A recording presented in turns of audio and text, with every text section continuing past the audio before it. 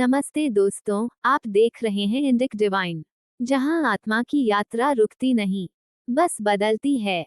दोस्तों, क्या आपने कभी सोचा है, कुछ आत्माएं मरने के बाद 100 साल या उससे भी ज्यादा समय तक जन्म क्यों नहीं लेती?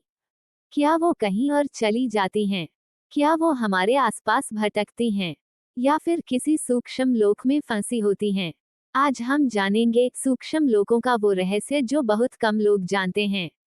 गरुड़ पुराण, उपनिषद और वेदांत कहते हैं, मृत्यु के बाद आत्मा का शरीर भले नष्ट हो जाए, पर उसकी चेतना, इच्छाएं और कर्म बची रहती हैं।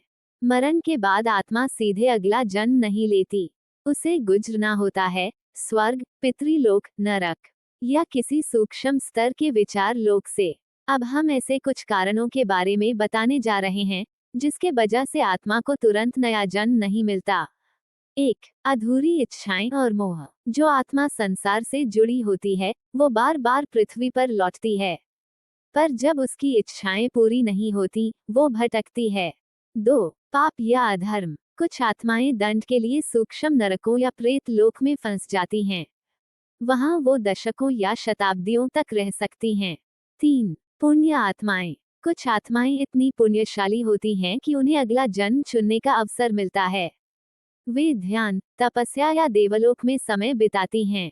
4. आत्महत्या या दुर्घटनात्मक मृत्यु। अचानक कटे हुए जीवन में आत्मा भ्रमित हो जाती है, कई बार उसे नया शरीर मिलने में बहुत समय लग जाता है। शास्त्र कहते हैं, ऐसी आत्माएं सूक्ष्म शरीर में होती हैं। वे हमारे बीच होती हैं, कभी घर में, कभी परिवार में, पर अदृश्य रूप में। उन्हें हम सपनों, संकेतों या अजीब घटनाओं में महसूस कर सकते हैं।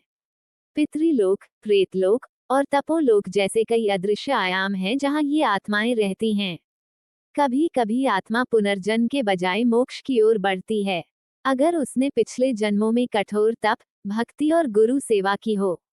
परंतु अधिकांश आत्माओं को फिर से किसी न किसी रूप में जन्म लेना ही पड़ता है। दोस्तों, हर आत्मा की एक अलग कहानी होती है।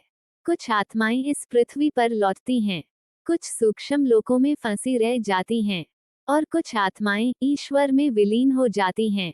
100 साल तक जो आत्मा जन्म नहीं लेती, शास्त्रों में इसे आयु संक्रमण अवस्था कहा गया है। जो आत्मा कर्मों से बंधी पर शरीर से मुक्त है, वो सूक्ष्म लोक में स्थिर रह सकती है, 100 वर्षों तक या उससे भी अधिक।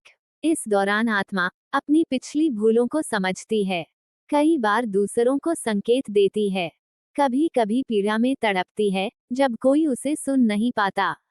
तब ऐसी आत्माओं के अपनों द्वारा किया गया श्राद्ध, तर्पण और पिंडदान, गीता, गरुड़ पुराण, नारायण बलि जैसे कर्म, प्रार्थना और आशीर्वाद उनको शांति की ऊर्जा भेजती है।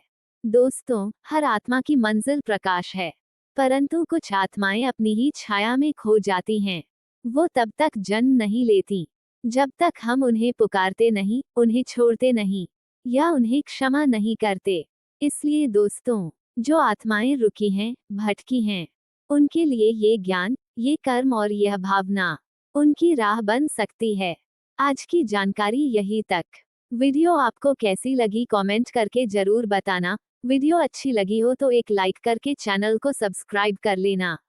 हर हर महादेव।